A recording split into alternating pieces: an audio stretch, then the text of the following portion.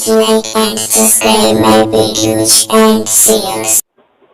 मैं संजीत कुमार आपका 11th class के फिजिक्स के एपिसोड 8 में स्वागत करता हूं।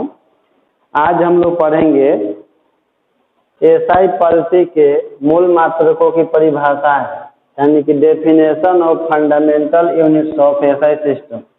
कहने का मतलब है कि जो एसआई पद्धति में 7 आधारी राशियों को अपनाया गया है और 2 पूरक राशियों को अपनाया गया, उसका हम लोग उसका परिभाषा पढ़ेंगे। परिभाषा कहने का मतलब कि उसको परिभाषित करेंगे। आखिर वैज्ञानिक जो है 7 आधारी राशियों को अपनाए हैं और 2 पूरक राशियों को, तो उसमें कोई मानक होगा कि कितना दूरी को हम लोग 1 मीटर बोलेंगे, आखिर इतना दूरी को 1 मीटर बोलेंगे या इतना दूरी को 1 मीटर बोलेंगे, या किसको हम लोग 1 kg बोलेंगे, इसको 1 kg बोलेंगे या किसको 1 kg बोलेंगे। तो एक मानक सबसे पहले उसके लिए 7 आधारी राशियों का एक मानक तैयार किया गया कि हम लोग इतना दूरी को 1 मीटर बोलेंगे या इतना द्रव्यमान को ही 1 kg बोलेंगे या इतना समय को 1 सेकंड बोलेंगे। तो उन सभी मानकों को हम लोग को परिभाषित करना है कि 1 मीटर आखिर किसको कहते हैं। तो देखिए, सबसे पहले आप लिखिएगा 1 मीटर। तो 1 मीटर का डिफिनेशन लिखिए कि वह दूरी जिसमें शुद्ध क्रिप्टन 86 से उत्सर्जित होने वाले नारंगी प्रकाश की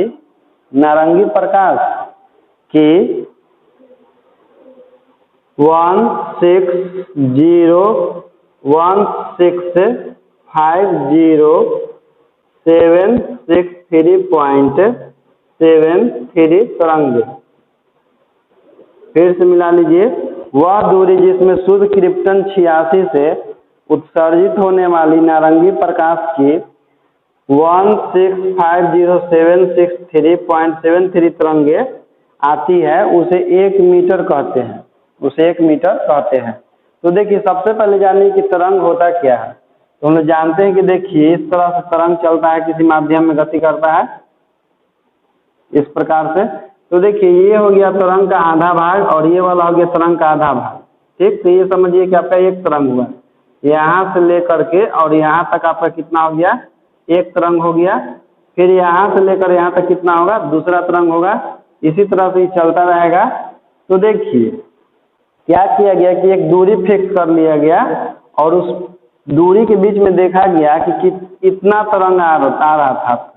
कितना तरंग, तो 160,763.73 तरंग, यानी कि जितना दूरी में इतना तरंग शामिल थे। मान लीजिए कि इतना ही दूरी है और इतना दूरी में कितना तरंग शामिल है, तो 160,763.73, यानी कि वह दूरी जिसमें शुद्ध क्रिप्टन 86 से उत्सर्जित नारंगी प्रकाश की इतना तरंग शामिल होता है। यानी कि इस प्रकार का जो तरंग है, कितना तरंग से इतना तरंग शामिल हो। इतना तरंग कहने का मतलब कि 160,763.73 तरंग शामिल हो। तो जितना दूरी में इतना तरंगे शामिल होती है, किससे उत्सर्जित, तो शुद्ध क्रिप्टन 86 से उत्सर्जित नारंगी प्रकाश की तरंगे जितना दूरी में यह होता है, उसी दूरी को क्या कहा गया है, 1 मीटर मान लीजिए कि यह इतना दूरी में होगा, इतना तरंग।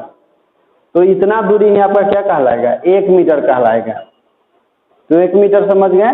इसके बाद लिखिएगा 1 किलोग्राम। दूसरा नंबर 1 किलोग्राम। 1 किलोग्राम या इसी को हम लोग क्या बोलते हैं, 1 kg बोलते हैं। तो लिखिए कार्बन 12, इसको ब्रैकेट में आप लिख सकते हैं C12। कार्बन 12 के 5.0188 गुणा 10 के पावर 25। कार्बन 12 के 5.0188 गुणा 10 के पावर 25 परमाणुओं के द्रव्यमान को 1 किलोग्राम कहते हैं। 1 किलोग्राम कहते हैं। देखिए, कार्बन का हम लोग जानते हैं कि परमाणु द्रव्यमान 12 होता है।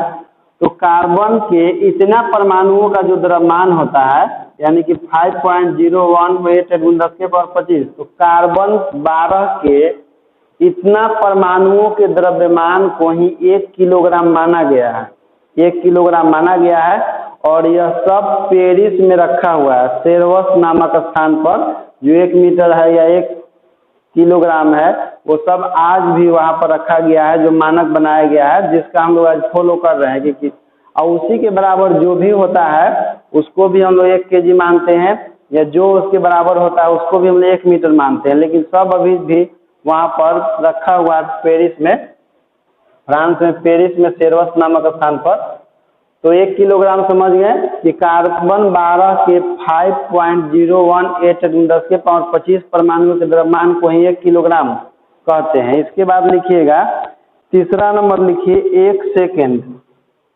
1 सेकेंड, तो देखिए 1 सेकेंड किसको कहते हैं हम लोग, तो पहले लिख लीजिए, वह समय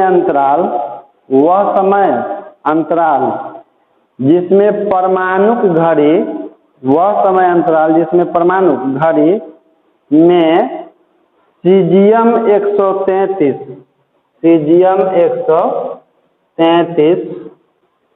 परमाणु, सीजियम 133 परमाणु 91-92-631-770 बार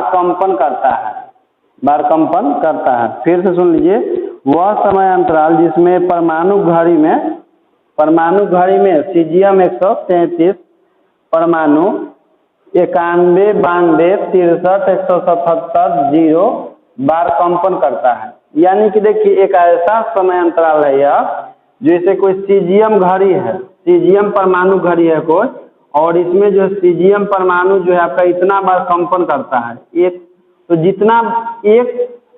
एक ऐसा समय अंतराल जिसमें सीजियम 133 जो इतना बार कंपन करता है, तो इसको इतना बार कंपन करने में जितना समय लगता है, इतना बार कंपन करने में 91-92-63-177 बार कंपन करने में जितना समय लगता है, उसी समय को 1 सेकंड माना गया है। और जो आपका सीजियम 133 घड़ी जो है परमाणु घड़ी, यह यथार्थ समय मापता है, यानी कि एग्जैक्ट समय मापता है। 5000 वर्ष में 1 सेकंड का त्रुटि आ सकता है, एरर आ सकता है। ये इतना एग्जैक्ट होता है कि 5000 वर्ष में उसमें एक बार 1 सेकंड का अंतर आ सकता है। तो ध्यान रखिएगा कि सीजियम 133 परमाणु जो है इतना बार कंपन करने में जितना समय लेता है, उसी समय को 1 सेकंड माना गया है। ठीक, दूसरा लिख लीजिए, चौथा लिखिएगा आप 1 एम्पियर। 1 एम्पियर इसको 1 एयर लिख देते हैं हम लोग सिंबल में। 1 एम्पियर का डिफिनेशन लिखिए। 1 एम्पियर विद्युत धारा वह धारा है, 1 एम्पियर विद्युत धारा वह धारा है जो निर्वात में 1 मीटर की दूरी पर स्थित दो सीधे परस्पर समानांतर अनंत लंबाई के चालकों में प्रवाहित होने पर प्रत्येक चालक की 1 मीटर लंबाई पर चालकों के बीच 2 × 10⁻⁷ न्यूटन, चालकों के बीच 2 × 10⁻⁷ न्यूटन का बल आरोपित करती है। 2 × 10⁻⁷ न्यूटन का बल आरोपित करती है। देखिए इसको समझ लीजिए, 1 एम्पियर होता क्या है एक्चुअल में, किसको माना गया 1 एम्पियर।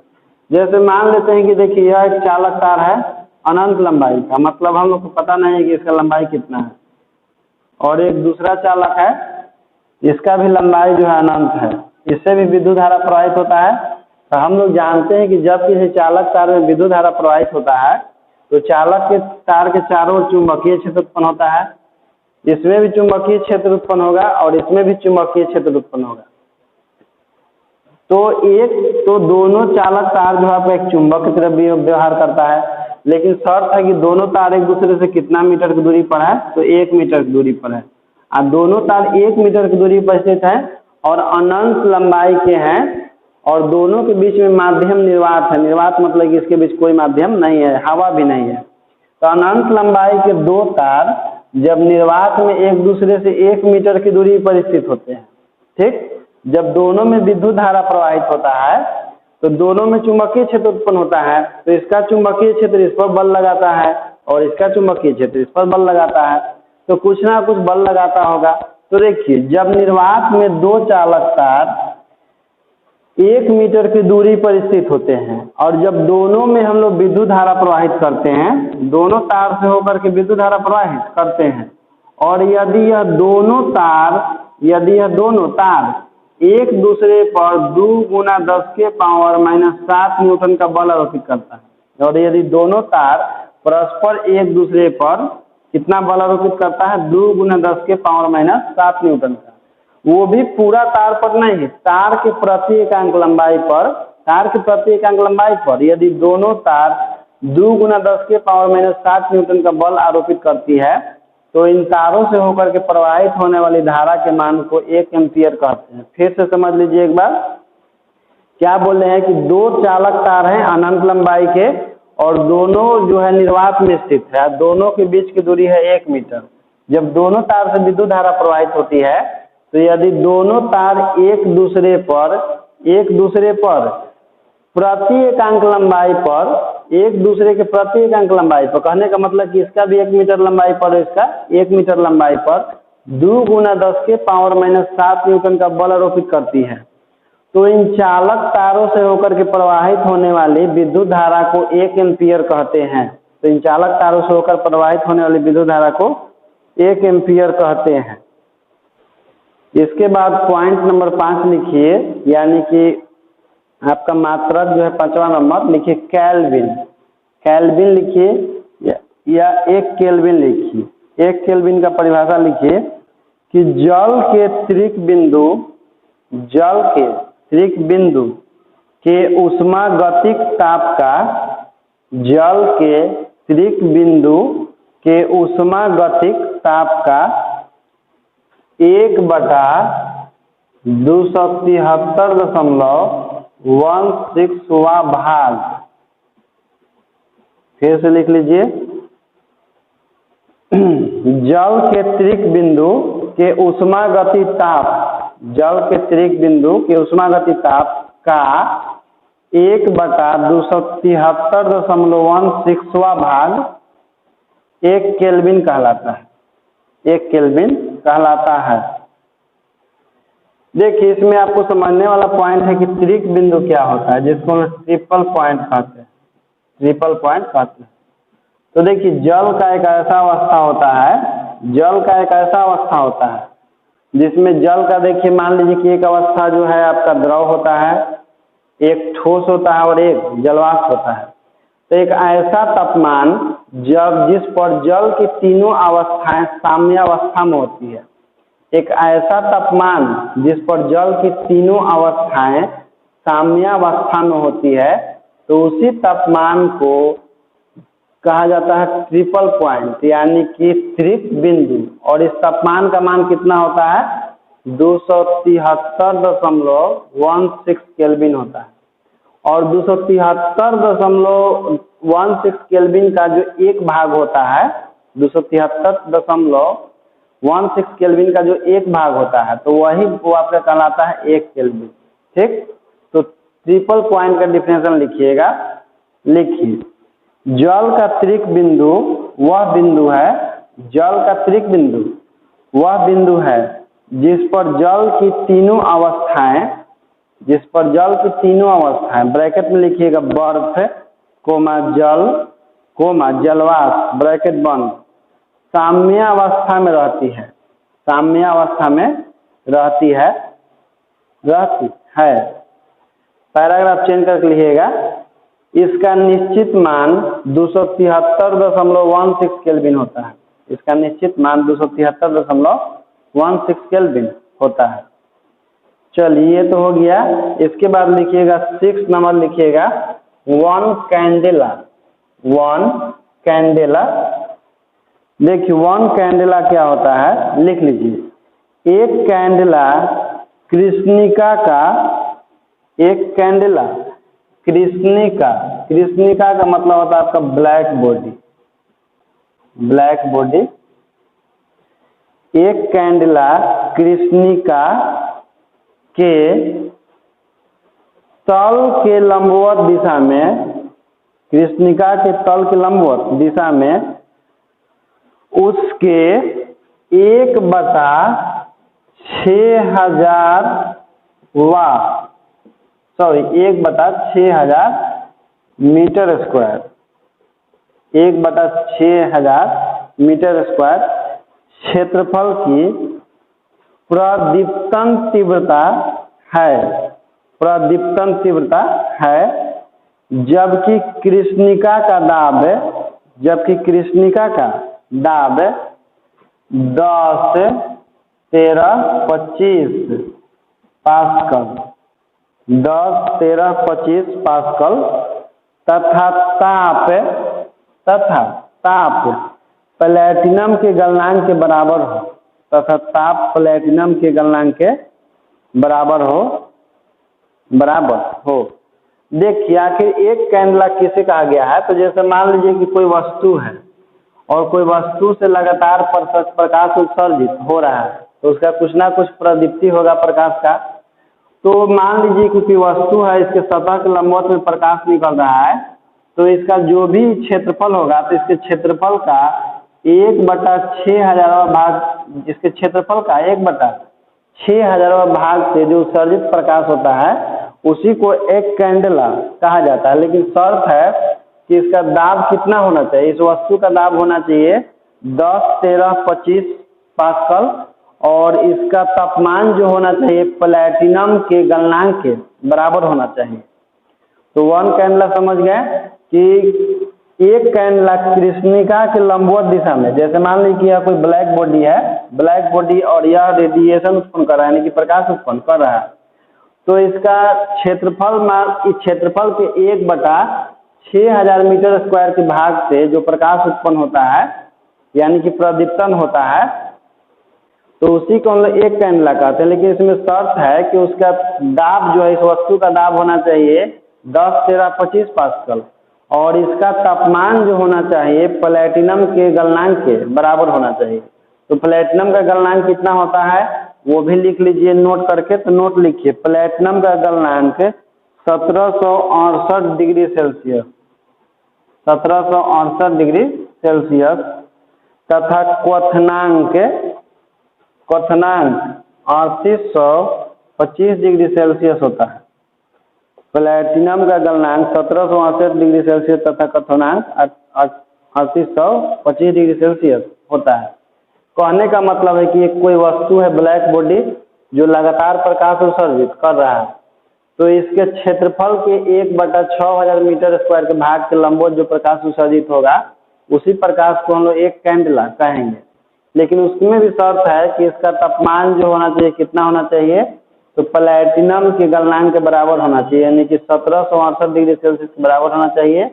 और इसका जो दाब होना चाहिए वो आपका होना चाहिए 10, 13, 25 पास्कल, तभी इसको हम लोग एक कैंडेला कह सकते हैं। तो चलिए इसके बाद लिखिए 1 मोल, लिखिए 1 मोल लिखिए।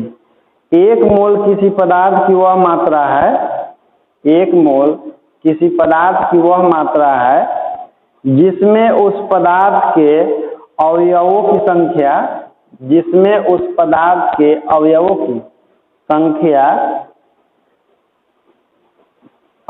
संख्या कार्बन 12 के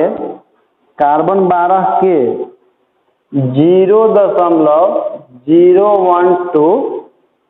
kg, 0.012 kg में परमाणुओं की संख्या के बराबर है, परमाणुओं की संख्या के बराबर है, परमाणुओं की संख्या के बराबर है। फिर से एक बार मिला लीजिए। 1 मोल किसी पदार्थ की वह मात्रा है जिसमें उस पदार्थ के अवयवों की संख्या कार्बन 12 के 012 kg में परमाणुओं की संख्या के बराबर है। ठीक, देखिए कहने का मतलब है कि हम लोग कार्बन का ले लेते हैं द्रव्यमान कितना, 0.C12 का हम लोग द्रव्यमान कितना ले रहे हैं, 0.012 kg। तो कार्बन C12 जो है आपका, इसका द्रव्यमान कितना है, 0.012 kg। ठीक, और इसका 0.012 kg में जितना परमाणु उपस्थित होगा, जितना परमाणु उपस्थित होगा, उतने ही परमाणुओं के द्रव्यमान को 1 मोल कहा जाता है। यानी कि कोई दूसरा पदार्थ हम लोग लेते हैं और उस पदार्थ में भी उतने ही परमाणु रहे जितना कि कार्बन के 0.012 kg द्रव्यमान में होता है।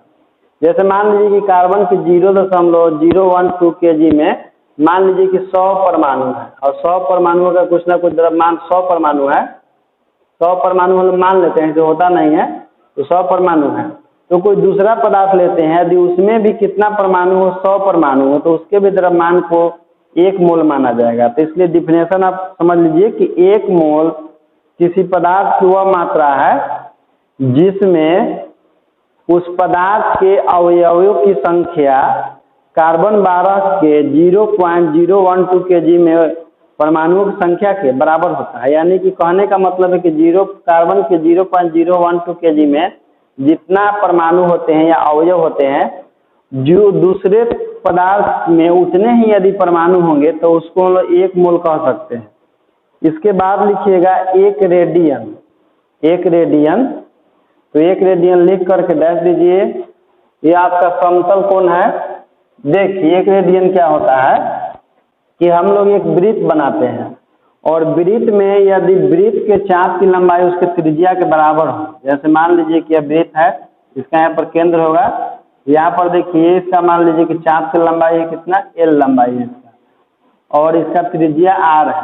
तो यदि कोई चाप की लंबाई, यदि चाप की लंबाई वृत्त के त्रिज्या के बराबर हो, वृत्त के त्रिज्या के बराबर हो, तो इसके चाप के द्वारा इसके केंद्र पर अंतरित कोण मतलब बना हुआ कोण को हम लोग 1 रेडियन कहते हैं। यानी कहने का मतलब है कि जब किसी वृत्त के बराबर त्रिज्या वाले चाप के लंबाई के द्वारा, बराबर त्रिज्या वाले चाप की लंबाई के द्वारा जितना कोण बनाया जाता है इसके केंद्र पर, उसी कोण को हम लोग 1 रेडियन कहते हैं।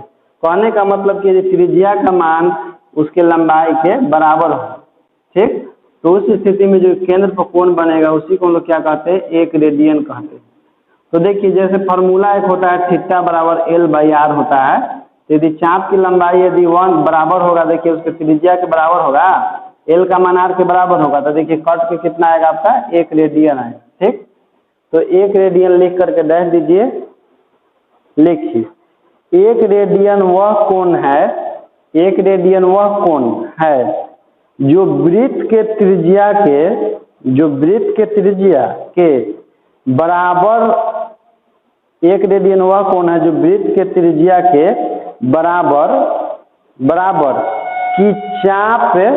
बराबर की चाप वृत्त के केंद्र पर अंतरित करता है, वृत्त के केंद्र पर अंतरित करता है। इसके बाद एक डायग्राम बना लीजिए इस तरह से, और क्या कीजिए कि यहाँ पर केंद्र दे दीजिए O, और इसका त्रिज्या R और इसका भी त्रिज्या R, और इसका केंद्र पर कुछ कोण बनेगा, लेकिन चाप का लंबाई कितना ले लीजिए, L ले लीजिए। तो डायग्राम बनाने के बाद लिखिएगा कि हम लोग जानते हैं कि समतल कोण बराबर फॉर्मूला क्या होता है, समतल कोण थीटा बराबर होता है L/R होता है। यदि देखिए इसमें शर्त है कि यदि R का मान किसके बराबर हो, L के बराबर हो, तो थीटा बराबर आपका कितना आता है, थीटा बराबर आपका आता है 1 रेडियन आता है। ठीक, थीटा बराबर 1 रेडियन। और एक और बात लिख लीजिएगा कि 1 रेडियन बराबर कितना डिग्री होता है, तो 1 रेडियन बराबर आपका होता है π/180 डिग्री होता है। और जब इसको हल करते हैं तो फाइनली आता है 57.3 डिग्री आता है। तो ध्यान रखिएगा कि जब वृत्त की त्रिज्या उसके चाप के लंबाई के बराबर हो, तो बराबर चाप की लंबाई के द्वारा इसके केंद्र पर बने गए कोण को 1 रेडियन कहते हैं। फॉर्मूला होता है थीटा बराबर L/R। यदि आर का मान एल के बराबर हो तो जो केंद्र पर कोण बनेगा यहाँ पर उसका मान 1 रेडियन होगा, और 1 रेडियन बराबर होता है π/180 डिग्री। इसको हल करते हैं तो आता है 57.3 डिग्री आता है। ठीक, तो इसको याद रखिएगा और डायग्राम बना लीजिए। इसके बाद लिखिए एक स्टेरेडियन। लिखिए एक स्टेरेडियन क्या होता है। इसके लिए सबसे पहले हम लोग देखिए एक स्टेरेडियन जो है आपका इधर ठोस कोण है, और ठोस कोण जो है केवल सॉलिड वस्तुओं में बनता है, जैसे कि आपका गोला हो गया, घन हो गया, घनाभ हो गया, शंकु हो गया, बेलन हो गया। इन सब में जो कोण बनता है वो सब आपका घन कोण के नाम से जाना जाता है। तो हम लोग गोला से परिभाषित करेंगे। तो देखिए सबसे पहले क्या करते हैं कि हम एक गोला बना लेते हैं। देखिए गोला तो हम लोग डायग्राम में एग्जैक्ट बना नहीं सकते हैं क्योंकि गोला जो है उठा हुआ होता है, लेकिन हम लोग यहाँ पर गोल बना करके समझते हैं कि ये भी क्या है, गोला है। तो चलिए गोला बना लेते हैं, और गोला का हम लोग एक छोटा सा क्षेत्रफल काट लेते हैं। छोटा सा इसका क्षेत्रफल काट लेते हैं, जिसका नाम रख देते हैं हम लोग DA रख देते हैं। ठीक, इसमें ये त्रिज्या R होगा, ये भी त्रिज्या R होगा। जिस सेंटर पर कोण बनता है उसको बोलते हैं हम लोग D ओमेगा, और इसका केंद्र मान लीजिए हो। देखिए यदि गोला का क्षेत्रफल यानी कि DA, यदि गोला का क्षेत्रफल DA इसके त्रिज्या के वर्ग के बराबर हो, यदि त्रिज्या के वर्ग के बराबर हो, या ऐसे ही बोल सकते हैं कि त्रिज्या का वर्ग जो है गोला के क्षेत्रफल के बराबर हो। त्रिज्या का वर्ग यानी कि R का स्क्वायर इसके गोला के छोटे से क्षेत्रफल के बराबर हो, तो इसके क्षेत्रफल के द्वारा जो केंद्र पर कोण बनता है उसी कोण को हम लोग एक स्टेरेडियन कहते हैं। फिर से सुन लीजिए, यदि गोला का क्षेत्रफल यानी कि कोई छोटा सा इसका हम लोग एरिया ले लिए हैं, और इसका एरिया का मान इसके त्रिज्या के वर्ग के बराबर हो, यानी कि त्रिज्या का वर्ग इसके एरिया के बराबर हो, तो इसके एरिया के द्वारा जो कोण बनता है सेंटर पर उसी कोण को हम लोग एक स्टेरेडियन कहते हैं। तो एक स्टेरेडियन का डेफिनेशन लिखिए एक स्टेरेडियन वह घन कोण है, एक स्टेरेडियन वह घन कोण है जो गोले के पृष्ठ का वह भाग है, जो गोले के पृष्ठ का वह भाग है जिसका क्षेत्रफल गोले की त्रिज्या के वर्ग के बराबर होता है। जिसका क्षेत्रफल गोले की त्रिज्या के वर्ग के बराबर होता है, तो गोले के केंद्र पर अंतरित कोण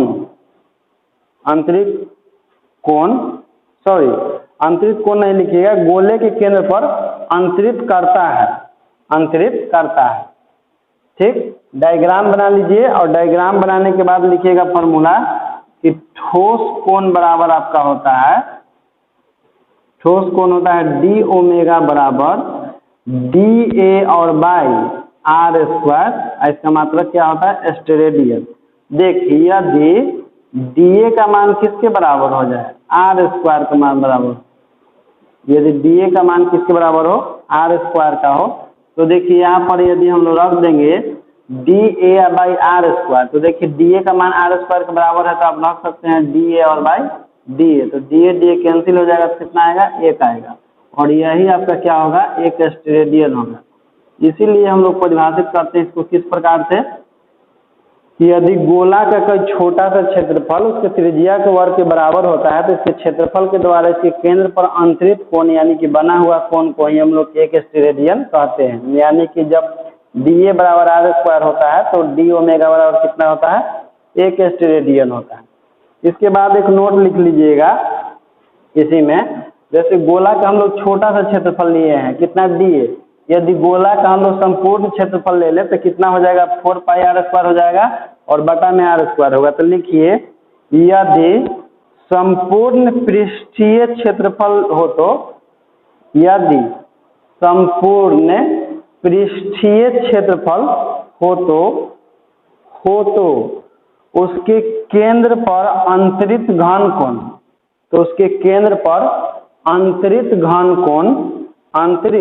घन कोण ओमेगा बराबर 4 पाई R स्क्वायर और बाई R स्क्वायर। तो R स्क्वायर से R स्क्वायर कैंसिल हो जाएगा, तो कितना हो जाएगा, 4 पाई। इसका मतलब क्या होता है, स्टेरेडियन होता है। यानी कहने का मतलब यहाँ क्षेत्रफल हम लोग डीए लिए थे, यदि डीए के छोड़ करके हम लोग पूरा गोला का क्षेत्रफल ले लेते हैं तो डीए के स्थान पर लिखना पड़ेगा 4πr² और बटा में r², तो कट जाएगा तो कितना आएगा 4π आएगा। यानी कहने का मतलब कि गोले के संपूर्ण पृष्ठीय क्षेत्रफल के द्वारा गोला के केंद्र पर बना हुआ घनकोण का मान कितना होता है, तो 4π रेडियन होता है। चलिए हम लोग 9 मात्रक को परिभाषित कर दिए इसमें, तो इस वीडियो में इतना है। इसके बाद हम लोग अगले वीडियो में मिलेंगे।